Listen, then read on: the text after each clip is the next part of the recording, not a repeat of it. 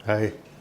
तो पुतिन ने एक बार फिर रशिया का राष्ट्रपति का चुनाव जीत लिया है और ये कोई आश्चर्य वाली बात नहीं है, क्योंकि उनकी रैंकिंग बहुत हाई थी और कोई भी नेता हो जो अपने देश को युद्ध में जिता रहा हो तो राष्ट्रवादी लोग उसके पीछे डेफिनेटली खड़े होते हैं। और यही हुआ है पुतिन के साथ भी।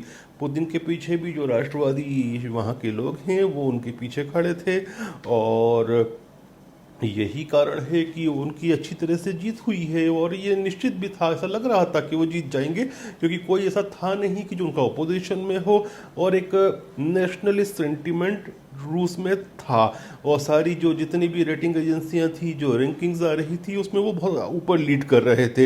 एनीवे अब आप देखेंगे कि प्रोपेगेंडा स्टार्ट हो जाएगा वेस्टर्न मीडिया में कि ये तो इलेक्शन जो थे वो फॉर्ज थे, पुतिन ने किसी तरह से इन चुनावों को चुराया थे और ये जीत जो है वो उनकी असली जीत नहीं है, वास्तविक जीत नहीं है, चोरी की जीत है। इस प्रकार की चीज़ें आप पाएंगे वेस्टर्न मीडिया में प्रोपेगेंडा के थ्रू। और इवन अभी चुनाव के समय भी बहुत सारे पीआर के स्टंट हुए थे, जैसे बेलगोराद का जो रीजन है, जो कुर्स्क का रीजन है रशिया के बॉर्डर पर, वहाँ पर सैन्य घुसपैठ की कोशिश की गई थी यूक्रेन के द्वारा, या हो सकता है कि उसमें विदेशी सैनिक भी हों।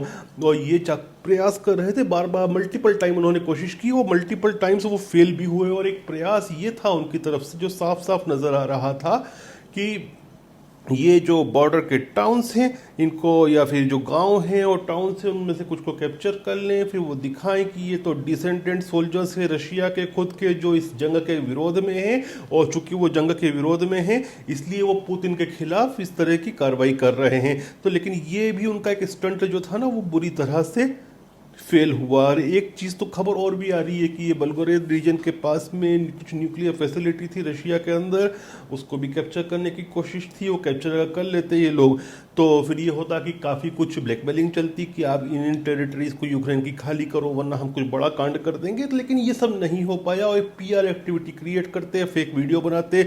ऑलरेडी शायद कुछ फेक वीडियोज चल रहे थे कि जिसमें रशिया के सोल्जर्स को दिखा रहे थे कि वो पुतिन के खिलाफ है, जबकि वो शायद फेक वीडियो थे, जैसा कि खबरें आ रही हैं। तो ये सब चीज़ें जिसको कहते हैं ना प्रोपेगेंडा वॉर, वो हो रही थी। और जो बैटलफील्ड में हो रहा है वो साफ साफ नज़र आता है यूरोप की पैनिक से, यूरोपियन लीडर्स की पैनिक से, क्योंकि वो जंग हार चुके हैं। आप देखिए इमैनुअल मैक्रोन के कंटिन्यू वक्तव्य आ रहे हैं, जो रेटोरिक आ रहा है वो दर्शाता है कि किस बुरी तरह से यूक्रेन वहाँ हारा है और वेस्ट कलेक्टिवली हारा है। और अभी तो इन लोगों के लिए पैनिक की बात यह भी है कि अमेरिका में भी लग रहा है ट्रंप आ जाएंगे।